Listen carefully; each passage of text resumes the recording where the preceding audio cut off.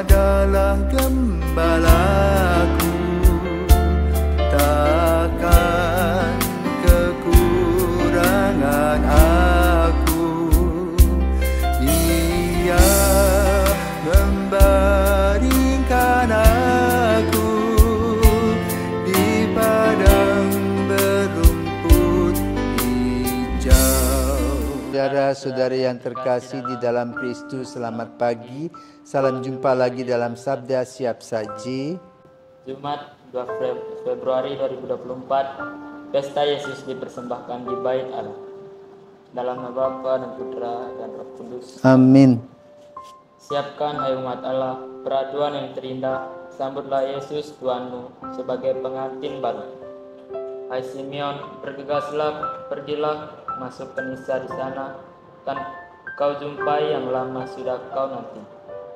Majulah Santa Maria, mempersembahkan putra, siapkan juga hatimu untuk tusukan sembilu. Terpujilah Kristus Tuhan pada hari penampakan, bersama Bapa dan Roh-Nya yang mulia selamanya. Amin. Marilah berdoa. Ya Allah yang kekal dan kuasa, pada hari ini dipersembahkan di Kenisa putramu yang tunggal, manusia seperti kami. Sucikanlah kiranya hati kami, supaya kami pun dapat dipersembahkan kepadamu. Demi Yesus Kristus putramu dan pengantara kami, yang hidup dan berkuasa bersama Bapa dalam persekutuan Roh Kudus, sepanjang segala masa. Amin. Tuhan bersamamu. Inilah Injil Yesus Kristus menurut Lukas, dimuliakanlah Tuhan. Ketika genap waktu pentakhiran menurut hukum Taurat Musa, Maria dan Yusuf membawa Yesus ke Yerusalem untuk menyerahkannya kepada Tuhan, seperti ada tertulis dalam hukum Tuhan. Semua anak laki-laki sulung harus dikuduskan bagi Allah. Juga mereka datang untuk mempersembahkan kurban menurut apa yang difirmankan dalam hukum Tuhan, yaitu sepasang burung tekukur atau 2 ekor anak burung merpati. Waktu itu adalah di Yerusalem seorang bernama Simeon. Ia seorang yang benar dan saleh hidupnya, yang menantikan penghiburan bagi Israel. Roh Kudus ada di atasnya dan kepadanya telah dinyatakan oleh Roh Kudus bahwa ia tidak akan mati sebelum melihat Yesus, yaitu Dia yang diurapi Tuhan. Atas dorongan Roh Kudus, Simeon datang ke Bait Allah ketika Yesus, anak itu, dibawa masuk oleh orang tuanya untuk melakukan kepadanya apa yang ditentukan hukum Taurat.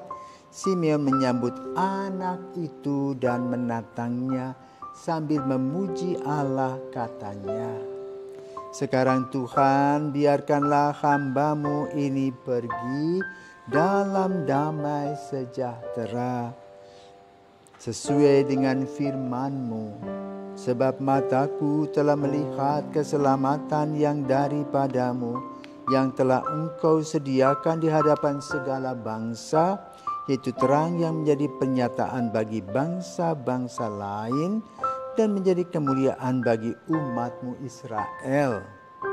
Yusuf dan Maria amat heran akan segala sesuatu yang dikatakan tentang anak itu. Lalu Simeon memberkati mereka dan berkata kepada Maria, ibu anak itu, "Sesungguhnya anak ini ditentukan untuk menjatuhkan atau membangkitkan banyak orang Israel, dan untuk menjadi suatu tanda yang menimbulkan perbantahan. Dan suatu pedang akan menembus jiwamu sendiri, supaya menjadi nyata pikiran hati banyak orang." Ada juga di situ seorang nabi perempuan, anak Fanuel dari suku Asher, namanya Hana. Ia sudah sangat lanjut umurnya. Sesudah menikah, ia hidup 7 tahun bersama suaminya, dan sekarang ia sudah janda berumur 84 tahun. Ia tidak pernah meninggalkan bait Allah dan siang malam beribadah dengan berpuasa dan berdoa. Pada saat anak itu dipersembahkan di bait Allah, Hana pun datang ke bait Allah dan bersyukur kepada Allah serta berbicara tentang anak itu kepada semua orang yang menantikan kelepasan untuk Yerusalem. Setelah menyelesaikan semua yang harus dilakukan menurut hukum Tuhan, kembalilah Maria dan Yusuf serta anak itu ke kota kediamannya, yaitu Nazaret di Galilea. Anak itu bertambah besar dan menjadi kuat, penuh hikmat dan kasih karunia Allah ada padanya. Demikianlah sabda Tuhan, terpujilah Kristus. Romo, dalam Injil kan tertulis dalam hukum Tuhan, dikatakan semua anak laki-laki sulung harus dikuduskan bagi Allah. Jadi, saya mau bertanya, mengapa semua anak laki-laki sulung harus dikuduskan bagi Tuhan? Selamat pagi, Julio. Pagi. Selamat pagi para pirsawan. Dalam memperingati Yesus dipersembahkan di bait Allah, ada dua hal besar yang dibicarakan. Yang pertama untuk keluarga muda Yahudi.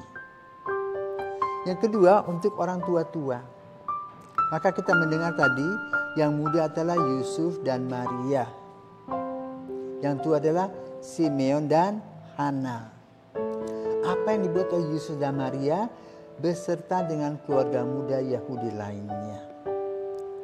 Maka kita masuk dalam budaya atau tradisi umat Yahudi. Sejak Musa mengingatkan ya bahwa anak-anak yang didapatkan, yang diberikan oleh Tuhan itu pemberian Tuhan. Yang perlu dijaga, pertama anak itu harus disucikan. Artinya apa? Supaya dia dilingkupi oleh cahaya. Yang disebutkan dan dipercayakan oleh dalam Injil pada hari ini adalah oleh terang Roh Kudus. Supaya hidup rohaninya itu baik. Artinya bahwa dia takut akan Tuhan. Maka peraturannya terutama untuk anak laki-laki sulung. 8 hari setelah kelahirannya, dia harus dibawa dan dipersembahkan kepada Allah di bait Allah. Lalu bagaimana dengan anak perempuan? Anak perempuan tidak usah. Anak perempuan bisa dibawa di sinagoga. Mungkin kalau saat sekarang, ya, bait Allah itu boleh katakan katedral. Ya, sinagoga itu kapel-kapel yang ada. Yosef adalah umat Yahudi yang taat. Namun di lain sisi dia juga kelompok Anawim, orang yang menantikan kelahiran sang penyelamat. Dia tidak tahu ternyata anak yang diasuhnya itu yang bakal menjadi sang penyelamat. Tetapi dia hanya sebagai orang yang taat dan setia sebagai umat Yahudi, sebagai orang yang setia sebagai suami, dia melakukan saja tata adat atau tata keagamaan. Maka di sana dia memberi juga sepasang burung tekukut atau merpati. Itulah arahan dari Musa, ya, agar setiap keluarga yang diberkati Tuhan dan mereka tahu takut akan Tuhan, mensyukuri apa yang Tuhan berikan kepada mereka. Inilah kehebatannya Musa, mencuci otak umat Yahudi untuk takut kepada Tuhan, bersyukur kepada Tuhan, memuji Tuhan atas kasih karunia-Nya. Kenapa? Kalau kita perhatikan dari kitab Kejadian, manusia adalah citra Allah. Lalu bagaimana usaha Yusuf dan Maria? Bayangkan dari Bethlehem ke Yerusalem jauh. Bukan hanya 2 kilometer, puluhan kilometer. Tetapi mereka pergi dengan apa? Dengan motivasi iman yang luar biasa. Ini yang perlu kita ambil juga sebagai contoh, bahwa keluarga selalu harus menyucikan diri dengan pergi yang saat ini ke gereja. Covid mungkin mengubah pikiran kita, tetapi sekarang sudah sehat, datanglah ke gereja. Nah, yang kedua, ketika di Bait Allah itu mereka menemukan atau bertemu dengan Simeon, juga yang termasuk kelompok Anawi yang menantikan kehadiran Sang Juru Selamat. Yang unik di sini adalah kata Roh Kudus itu ditampilkan. Pertanyaannya, apakah dogma itu sudah ada pada zaman itu? Belum. Ya, dogma itu kan nanti setelah tahun berapa, begitu ratusan tahun sesudah itu baru. Tetapi di sini sudah ditampilkan oleh Injil Lukas. Jadi mungkin Injil Lukas yang diperbaharui. Tetapi intinya adalah apa?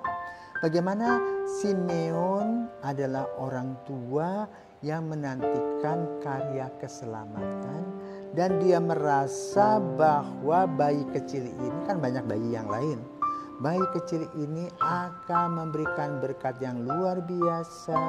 Maka dia menatangnya dan mulai mengatakan apa?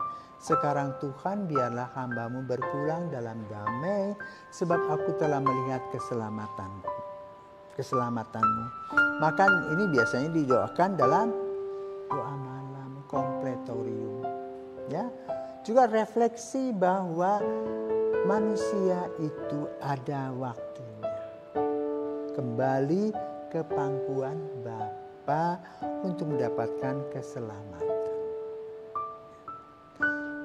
Dari penyataan yang ditampilkan oleh Simeon, Simeon juga mendapat nubuatan. Maka disampaikan kepada Maria dengan mengatakan apa? Sebilah pedang akan menembus jiwamu sendiri, karena anak ini akan menjadi perbantahan bagi orang-orang yang tidak baik. Ya. Tetapi bagi mereka yang menantikan keselamatan itu ada melalui anak ini. Maria menyimpan semua dalam hati. Hal lain yang diuraikan di dalam Injil pada hari ini adalah bagaimana kita akan memasuki masa senja. Ya, bukan untuk rewel, tetapi untuk memuliakan Tuhan. Karena apa? Tuhan sudah memberikan kita berkat usia. Maka bekerjalah dengan baik, berdoalah dengan baik. Nikmatilah masa senja seperti yang dibuat oleh Simeon dan Hana. Itu dengan doa-doa, mendoakan orang-orang lain, baik yang kita kenal maupun yang tidak kita kenal. Ya, sebagai isi dari waktu-waktu yang telah kita lewati bersama dengan Tuhan yang memberi kepada kita kehidupan. Maka kepada para lansia, mari kita menikmati masa senja kita. Yang muda biarlah bekerja dengan sungguh-sungguh, tetapi tetap satu hal yang perlu diperhatikan adalah takut akan Allah. Semoga kita semua diberkati. Selamat pagi.